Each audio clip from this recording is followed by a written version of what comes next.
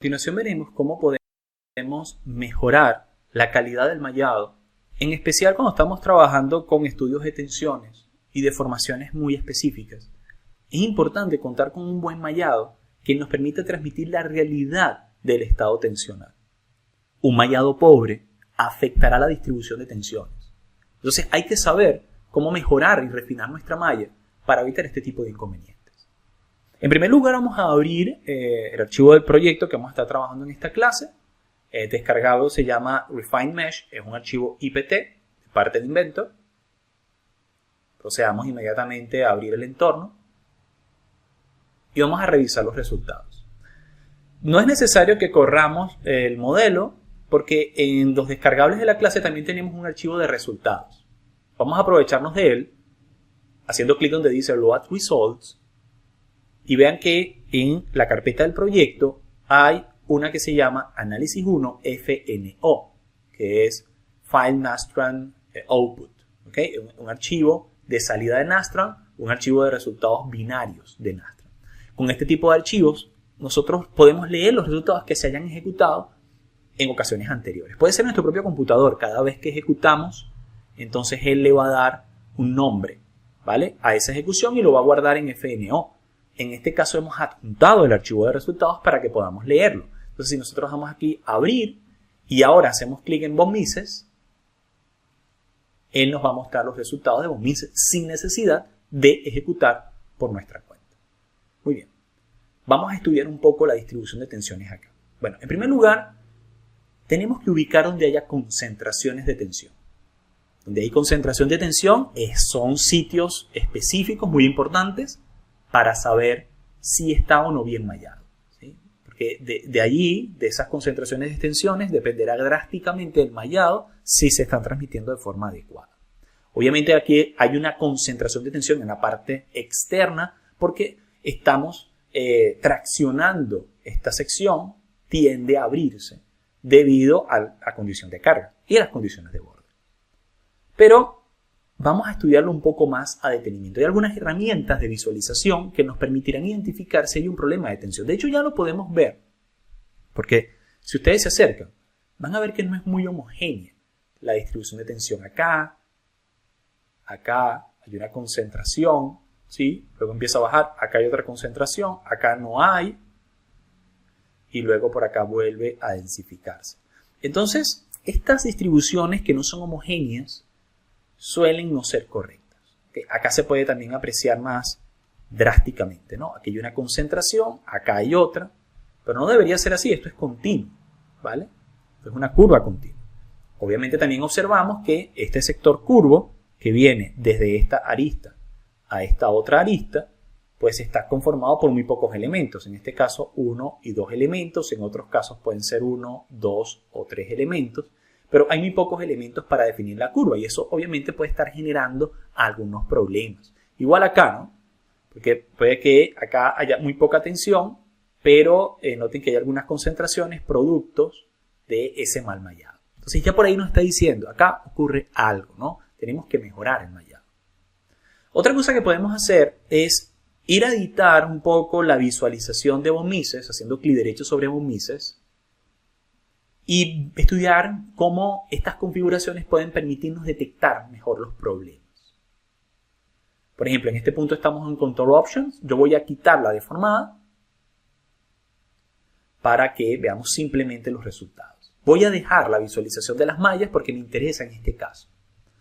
Por ahora, él está haciendo una renderización continua, degradada, de los puntos de valores extremos, y está utilizando en este caso los valores en las esquinas y está promediando esos valores en las esquinas de una forma muy degradada. ¿Okay? Aún así podríamos ver ciertas concentraciones como acabamos de decir, ¿no? Ciertas manchas rojas en este caso. Pero yo puedo cambiar la manera en que se calcula esto. Por ejemplo, yo podría decir que lo calcule por el centroide. ¿Qué requiere esto? O sea, ¿qué quiere decir que se calcule por el centroide? Bueno, ustedes recordarán que lo que nosotros solucionamos en elementos finitos, las variables de estado para análisis estáticos lineales, elasticidad, son las variables de desplazamientos en los nodos, ¿sí? En los nodos es que estamos solucionando los desplazamientos. Con esos valores de desplazamiento, luego de solucionar el problema del sistema de las ecuaciones, lo que tenemos son los valores nodales, desplazamiento nodal, y esos valores a su vez los utilizamos con ecuaciones de relación para poder calcular el estado tensional. Entonces las tensiones van a depender de las deformaciones, había unas relaciones que nos permiten matricialmente detectarlas. Entonces podríamos decir que los esfuerzos son un derivado de los desplazamientos. Son un cálculo secundario. Y ese cálculo secundario, cuando usábamos elementos isoparamétricos, lo hacíamos también, por cierto, a través de puntos de integración gaussiana. Entonces, utilizábamos las ecuaciones de forma para hacer interpolaciones internas de desplazamiento y también utilizábamos la integración para hacer la solución de evaluación de estos valores, magnitudes que eran dependientes de las variables de estado, que son los desplazamientos. Es decir, los esfuerzos se detectan como un derivado secundario del análisis. Por lo tanto, tenemos que saber cómo se promedian estos resultados. Y entre las cosas que habíamos dicho, es que había oportunidades en las que nosotros podríamos decir, bueno, no quiero que me detectes un valor en cada uno de los extremos, sino que independientemente agarres y tomes el valor en el centroide, ¿sí? En el centroide C, y que ese sea el valor general. Entonces él promediaba el valor de todos los puntos en el centroide y era un valor por elemento. ¿Ok? Eso empieza a tener sentido y es aquí la importancia de entender cómo se construye el elemento finito, porque esto explica la cantidad de opciones que vemos por acá. ¿Sí? Cómo se convierten los datos, si es por el centroide, si es por los nodos, si es en promedio, si no es promediado, en fin, así por el estilo. ¿Ok? Pero como ya hemos dicho, esto se está promediando, ¿sí? Sea por centroide o sea por esquina, al final es un promedio que viene de las funciones de interpolación. Podemos ver un poco mejor lo que está ocurriendo en la realidad si cambiamos la opción de muestra, de muestreo, de renderización a fringe. ¿Qué va a ser fringe? Igual va a generar unas líneas de borde, ¿sí? Pero estas líneas de contorno van a estar escalonadas, así como aparecerían en la leyenda. Y esto nos está ayudando a ver algo. Cuando quitamos el difuminado de continuum, si utilizamos fringe, y aquí podemos configurar la cantidad de niveles del fringe, ¿ok? En este caso 24. Si yo lo hiciera un poco más refinado, 35 por ejemplo, vamos a ver, lo que va a hacer es generar más líneas de contorno, ¿ok? Esta es la manera en la que cambia, ¿no? Yo lo voy a dejar en 24 y volvemos a colocarlo, ¿vale? Quitamos la isosuperficie, yo no quiero isosuperficies, eso fue lo que generó esta deformación, solamente quiero los contornos y lo dejo en 24. Pero ¿qué pasa cuando activo el fringe? Bueno, noten que empiezo a ver que la manera en la que se está ploteando esto depende de la propia forma del elemento. Para dejarlo bien claro, en Visibility Option yo voy a encender los bordes del elemento, si no están encendidos. Y aquí puedo darme cuenta de que la distribución de tensión es bastante dependiente de la propia forma del elemento. Por ejemplo, en este caso este elemento, que si nosotros vemos, la distribución de tensión se está generando en esta dirección.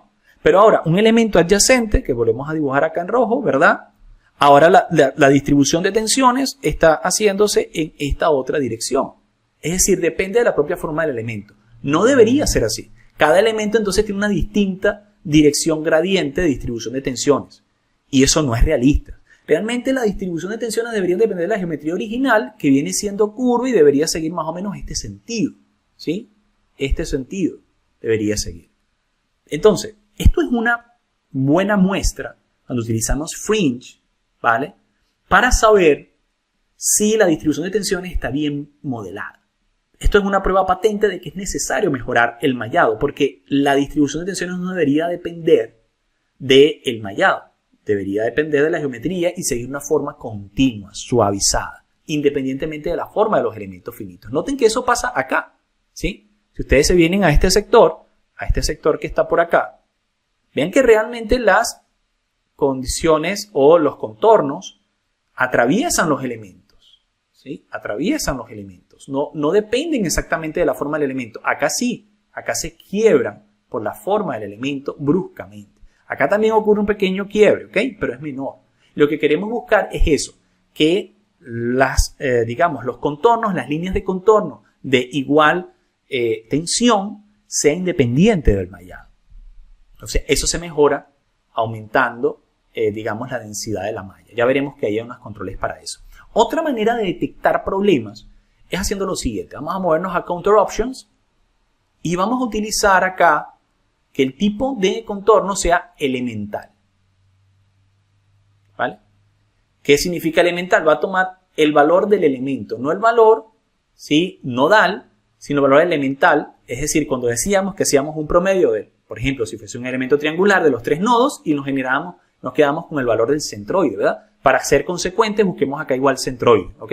Igual, si aplicamos elemental, ya no está hablando de centroides, ¿sí? Ya no está hablando de esquinas, perdón, está hablando de centroides. Pero para ser consecuente, buscamos la configuración centroide, buscamos la configuración elemental. Pero ahora vamos a hacer algo. Él está promediando de centroide a centroide en este punto. Yo le voy a decir, no promedies. Muéstrame el valor único por elemento, el que tú calculas en bruto, no el que luego interpolas. Entonces yo le digo acá, activa esta opción sin promediar. ¿Y qué es lo que me va a dar? Bueno, para cada elemento ahora hay un único valor. Ya de hecho no se muestran las líneas de contorno, ya no, es un valor por elemento. Y fíjense que en ciertas zonas pueden verse como hay cambios, ¿no?, de un elemento a otro, pero fíjense que acá se ve que cambios bruscos, no heterogéneos. Acá también se pueden notar, o sea, hay un cambio de color, de rojo a naranja, luego a naranja más claro y vuelve al mismo naranja. Entonces, esto no es homogéneo, ¿sí? Estos cambios de colores que indican cambios de tensión muy brusca entre un elemento y otro son otra muestra patente de que es necesario mejorar el mallado. Entonces, lo que vamos a hacer es hacer precisamente eso, ¿vale? Vamos a quitarlo, vamos a quitar la exploración de resultados y vamos a movernos a la sección de mallado.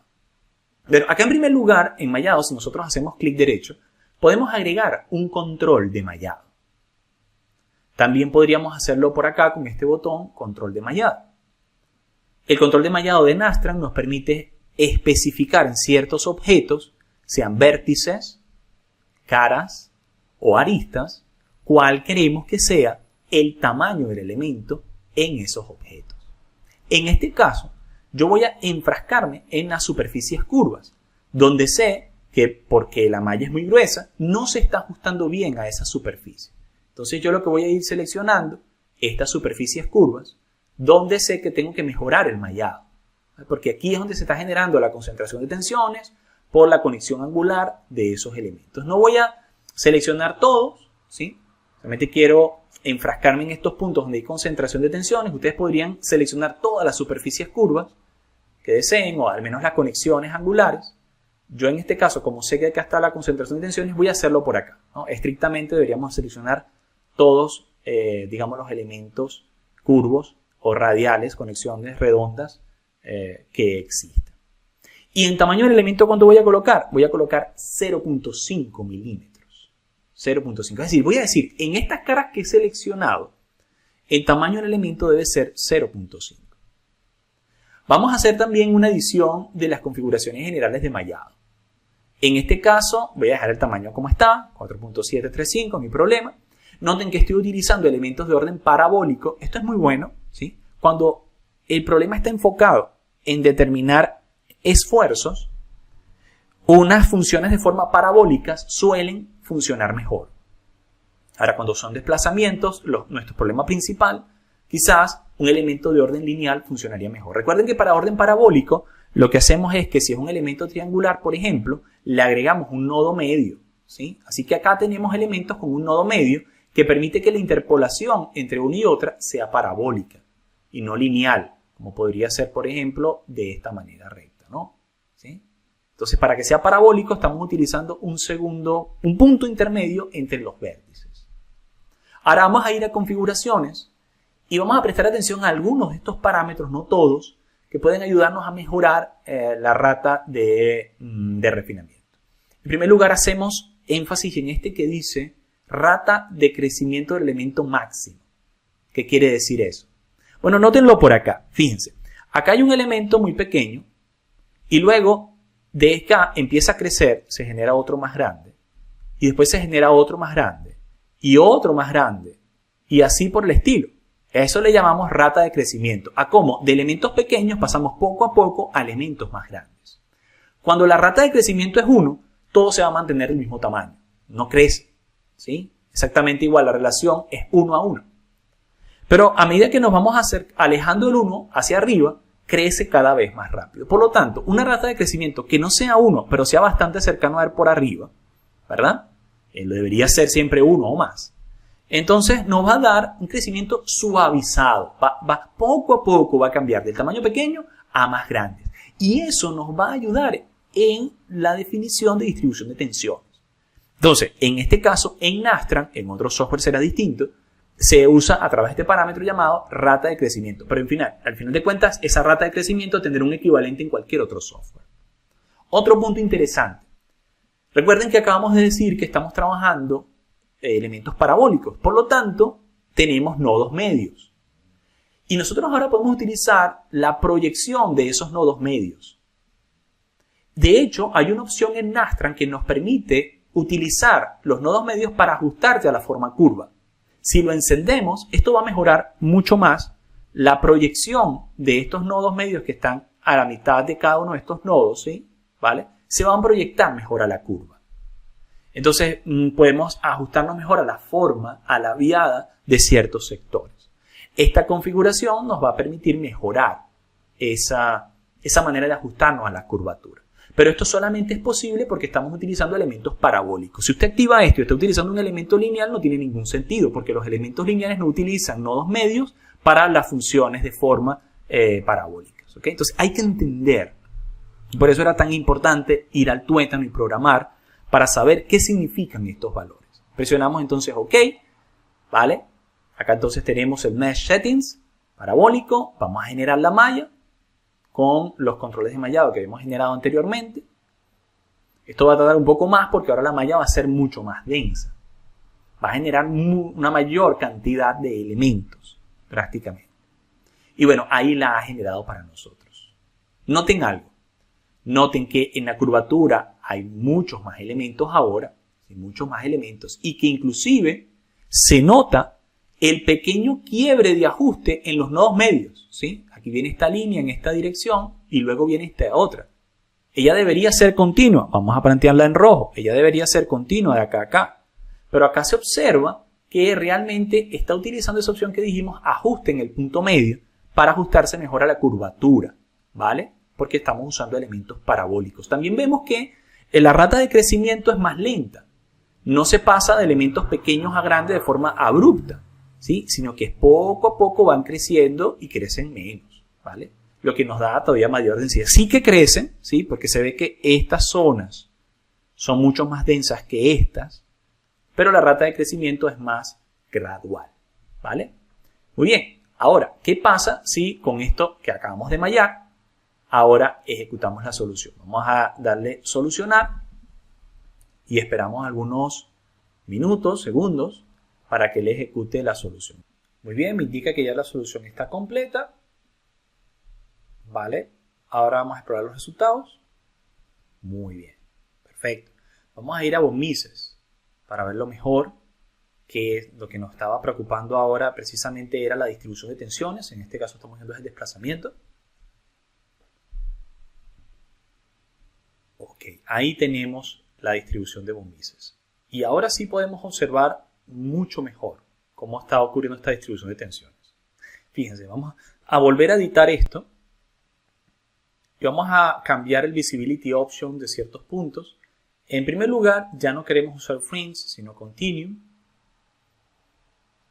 Inclusive en Fringe ya se ve que está mucho mejor.